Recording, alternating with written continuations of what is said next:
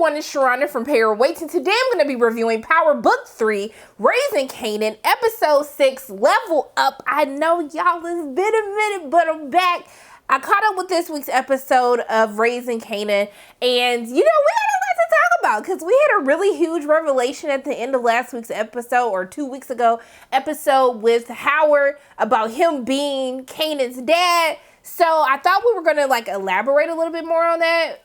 We really don't. We kind of talk about it a little bit, but there's a lot of stuff that's happening. So I do want to start with Detective Howard. So, at the end of last week's episode, he realizes, he puts 2 and 2 together, that he is actually Kanan's father. And so now, he's wondering, can his son, can he help save his life? Can he donate his bone marrow? Now, I do want to talk about the doctor because she was highly disrespectful, because when she said, hey, are you okay? You don't look well. I said, well, Beach, didn't you just tell him a couple of weeks ago that he was dying? Have it make sense for me real quick? I thought you said my man's was dying. You talking about you don't look so good. Well, I wonder why. I was just the choice of words. I know he caught you off guard, but I was just like, ma'am, that was a bit much. That was a bit much. I felt like she was just being disrespectful with that, just even asking him the question in the first place. So we see that he's asking her questions like, hey, if I have a son, would that person be able to, donate their bone marrow? And so she mentions they have to be, over 18 in order to do it. But in your circumstance, if you have the consent of the legal guardian, who would be Rock, which, she ain't having it. Rock is not having this. And so I don't know what he's going to do. I will say I didn't like them having Howard brooding the entire episode. I just felt like his character just would have been better spent either just not having him in it, or just having an ultimate conversation between him and Rock, which I'm assuming is going to have to take place, because he's going to have to ask her if he can have Kanan donate some of his bone marrow to help save his life. Now, I do see that possibly this might be something that Rock could use to her advantage. Basically, because if she's like, hey, well, if I do this for you, then you have to give us protection. And then basically you can't ever take us to jail for anything. I can see her trying to do something like that once she, starts to think about, okay, let me try to help him, which I just don't think that Rock is going to want to do that. But I'm interested to see how all of that is going to play out. I would use it to my advantage, but it would be Kanan's ultimate decision whether or not he wants to donate his bone marrow. But also, too, so let's talk about Jukebox a little bit. So we see that, her booth ain't Nicole after her mama. I knew the mamas, they was doing stuff way too freely. I was like, y'all don't at least lock the door, something. Y'all just willy-nilly kissing, mamas don't be popping up in the room. I just didn't understand why they were playing Russian roulette. But we saw in the previous episode where her parents saw them kissing, and so the mama said, hey, don't ever come back. You come back, I'm going to call the police on you. So Nicole comes to visit her, and it puts a perk and a smile on Jukebox's face, because it looked like Jukebox was just super depressed, which I can totally understand. So we see that she's trying to get word out for the showcase that Lulu is basically fronting. And essentially the detective Burke ends up coming to talk to her, tries to get information, or tries to be like, hey, I see that she really likes you. I said, Beach, did nobody ask you to give no advice on my love life? And so essentially she's trying to get her to answer some questions, but Jukebox wasn't having it. But we see that the detective ends up finding out about the showcase when she sees the flyers that Jukebox was leaving. And so we see that, I'm not gonna lie. Do I like Nicole with Jukebox? I don't. And I don't know why. I feel like I'm just side-eyeing everybody's love interest with this cast. But I will say White Girl Nick, which I was just famous. She why you just call her White Girl Nick? You could just call her Nicole. But White Girl Nick, because now the name will never leave my brain. I do like how she's very supportive of Jukebox.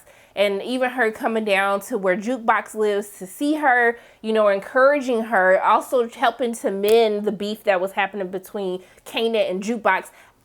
I like her. She a ride or die. I really like her. I like how she nudged Kanan to talk to Jukebox to try to help her not be so nervous.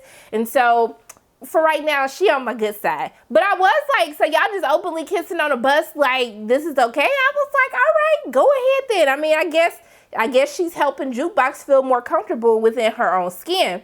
Now, let's get to, who am I going to talk about next? Let's talk about Lulu. So while we're talking about couples that I don't like, it's something about Lulu's girl. Like, on one hand, I like her. I like that she encourages Lulu. I like seeing somebody who's always like uplifting their partner, always speaking power over their partner, helping them just realize their potential as a human being on this planet. I appreciate her for that. But it's just something about her. And I don't know if it's the disrespect she was like trying to tell when she tried to hate like on Jukebox a little bit, when she was like, hey, maybe we should listen to Crown. No, Bish, if I'm paying for everything, I ain't got to listen to nobody. I'm the boss. I don't know if it's that. I think it's just something about her I just don't like. It hasn't come to me yet, so for now I'm going to ride with her. But I do like how she helps Lulu see that he can be even more than what he is today. And so we see that him and Rock are kind of beefing because essentially he wants to put on this showcase because, you know, music is a passion of his and it's something that he wanted to do before they all got caught up in the family business. And so he basically tells, you know, Rock that, hey, I want this to be a clean event. I don't want nobody dealing. I don't want you or Neek dealing, nobody. I just want to just do the music and do it right. And then maybe this could be another source of income that's actually legit. Rock wasn't having it. She was like, I don't care about no legit sources of income. Like, we got to get back on the block and sell what we got to sell. But she agrees. She doesn't like that he's pouring all this money into it when it's not really bringing money back, or the fact that she can't make more money from their real business. But she said, okay, I'm going to let you do you, baby bro. But just know tomorrow is back to business. So we see that he ends up going to Neek and basically tells him the same thing that he told Rock. And so Neek says like, hey, if Rock is with it, then I'm going to be with it too. But as soon as he leaves, we see that Smurf, who we now know, I mean, I'm pretty sure they talk about, was it Smurf or Scrappy? What's that boy name? I think it was Smurf. But I felt like his name was Scrappy. It's whatever. But essentially, at the end of the last week's episode, when Rock picked him up, she basically sent him into Neek's team as a spy. And so we see that Neek basically tells him and the rest of his crew that they're going to go to the event. They're going to shoot it up. It doesn't matter what he said, because at this point they are at war. And so we see that basically that doesn't fall. It doesn't turn out right, because they send him there. Then when Smurf or Scrappy, whatever the hell his name is, S, we're just going to call him S because I know that's right. And when S basically finds out that they're there to kill Lulu, he signals him. And then basically Lou starts a fight to get everybody out. He gets away with it. But then we see Smurf ends up, or Smurf, Scrappy, Smurfy, Smurfaffy, whatever his name is, y'all. We see that essentially the dude ends up killing him. This was all a test that Neek put in place to make sure that he was really on their side, or was he a spy for Raquel? And so essentially they end up killing him, dropping him at Raquel's doorstep at the end of the episode. But we see that in the car, his girl, she was like, I like a brother that knows how to throw a punch. I said, was this necessary? Who wrote this? Who wrote that line, y'all? Because I just thought, I said, huh? What? Okay, I'm just going to let it go. But at least everybody got something at the end of the episode. But I do want to talk about Rock. So I just want to have a moment of appreciation that Rock, okay, looking bad as hell in her outfit with her heels, that she climbed the 8 flights of steps, okay, in the heels, and wasn't even out of breath. Now, I know she didn't really climb the 8 flights of steps, but I'm just saying, I could never do that. So I just wanted to give props to where props is due, and this just adds to the 15 million reasons why I just love Rock, and she's my favorite character. So we see that the inspector comes in, he's upset. Basically, what the landlord was trying to tell her what was going to happen, you cannot remodel an apartment that you don't own. You don't own it, you can't remodel it. So essentially, he basically started talking smack like, you're going to have to change this back. Y'all don't know who you think you is. And I was like, clearly you don't know who she is. You wouldn't be saying all of this. But she ends up saying like, hey, let's meet up later this evening. We can discuss this, whatever you need. I got you. And he was like, yeah, you can come.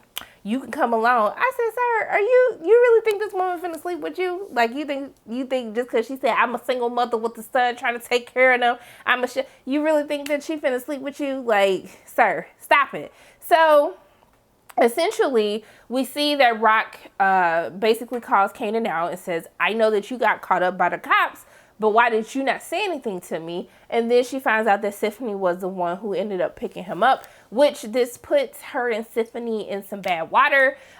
We see towards the end of the episode when Symphony sees her, she started going off on him. Now, I do understand that Rock does have a point. You know, what happens between me and my son, like, you don't get in between that. You don't decide how you're going to parent my child or keep things away from me. That can be very concerning, especially since you know what she does for a living. Why wouldn't you tell her that? So she ends up breaking up with him. I was like, now, ma'am, I didn't say all of that. I didn't say get rid of your dick resources, but I'm just saying, yeah, you could have went off on him. I just didn't think it was that deep for her to break up with him. But I can tell that Rock is going through a lot. And so this was an emotional decision because she was so upset because Kanan's been lying to her. Now she has all of the stress from, you know, Howard knowing that he is Kanan's father, not knowing what, you know, he's going to do with that info, how she's going to be able to tell Kanan who she knows who his real father is. So I understand there was a lot of shit was going on, but I'm not going to get rid of my ping resources, you know, over a little speck. Now, if my parents are watching, I'm just saying what I would do if I was someone out there getting it on in a boom boom room every day. I'm just saying I wouldn't do that, but I'm a virgin. So, we see that there's another issue that is happening because Dean has now cut her off. So her connect has cut her off. When she goes to talk to Dean, it was basically because she didn't like, so Neek basically said that he would pay for her portion plus a 20% premium if he only sells to him. Also, too, I don't know if the whole plan with her having S come and go work for Neek, if that backfired, if that was something that triggered him not liking how you got people switching sides, that's not okay. So now I can't trust you and I can't trust your crew. So she now has no connect. She goes to talk to old girl who be getting her ass beat in the store, and essentially she tells her, I need to get in contact with your cousin, Gabriel. I know that he can get his product. I need you to, like, make that happen. She was like, oh, you can talk to my husband. She said, baby, I'm not talking to your husband. I'm talking to you. You the only person that I need to talk to in the first place. But when she said, yo, if men had control over what we said or did with our mouths, that we'll just be sucking on their dick the whole day, I said, ma'am, okay. I was like, you better spit some wisdom because she not lying. But I don't know what that is because I don't do that if my parents watching. So we see that I do like that. I love the relationship between Kanan and his mom. We see when she's, you know, basically getting him together before he goes to the showcase, and then she starts talking about how you know, in the beginning when she struggled of not having a father there to help raise him, to help her out. And so she asked him, like, you know, do you regret not having, you know, somebody in your life, another man? And he was like, I can't miss what I never had. And I really love their relationship. I love how he's ride or die for his mom, even though he be hella disrespectful to his mama. But I do love their relationship and just love seeing, like, a mother's love for her son. I thought that was super cute. Also, too, I love when at the club, she basically goes to the detective's car and basically tells her to tell Howard the worst place you could ever be is between a mother and her son. Rock don't play about her son. Like, she don't play. And this is what Neek said would lead to her downfall. Oh my goodness. I'm not going to be able to take it if Rock dies. Not when Rock dies. Because clearly that was the whole reason why she ended up having to show him how to cook, how to make the crack cocaine, because she knows in the business that she's in, tomorrow is never promised to anybody. But we see she ends up going to meet with the inspector before the showcase.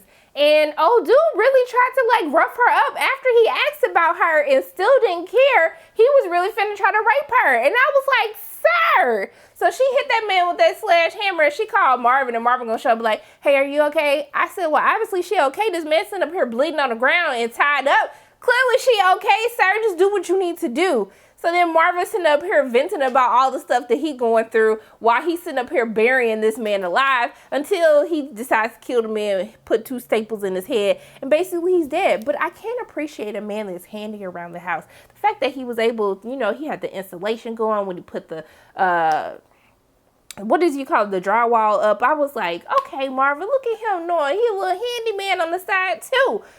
So we see that, I think that's pretty much it, actually.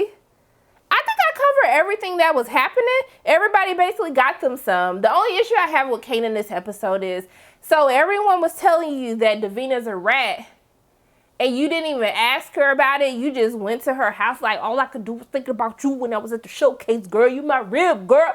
And then like he just go in and he smashed. I was like, well, at least you got you some. At least everybody got themselves some. I was like, dang. But then I just thought about how Rock cut off her peen supply. And so then I was just sad for her the whole time while everybody else was getting them some. Even Famous was getting him, you know, a little something with the lips. So yeah, I like this episode. This episode, okay, I love last week's, the previous episode. It was a lot of bombshells, a lot of revelations that happened. I'm very interested to see how this is going to work with her getting her new connect. I'm pretty positive they're going to end up killing old girl's husband at the grocery store because, like, he should have been dead the first time they saw that he was beating his wife's ass. But I want to see what happens between Rock and Howard and what's going to happen with Neek now that they've killed, you know, S, Smurf, Scrappy. I can't remember that man's name, but rest in peace, my brother. So yeah, overall, I liked the episode. I didn't like what they were doing with Howard. I don't know why they're trying to push this lady detective on us because she just really don't add nothing to the story. Don't really have anything to do if Howard isn't there. But I'm very interested to see the fallout that happens when Rock, who looks visibly shaken, you know, as she's trying to contemplate what she's going to do about knowing that Howard knows that he's the father of Kanan and seeing how he's going to try to convince her and also to convince Kanan to donate his bone marrow. So I'm very interested to see how all of those things fall into place. What's going to happen? I don't even know. But hey, I'm happy that Dean's grandma won bingo this episode. So those are my thoughts on Power Book 3, Raising Kanan, Episode 6, Level Up. As always, my name is Sharona from Pair Waits. And if you like what you saw today, make sure you hit the like button, hit subscribe, share this video with your friends, and make sure you hit the notification bell. And I love you guys 3000. And until I see you again,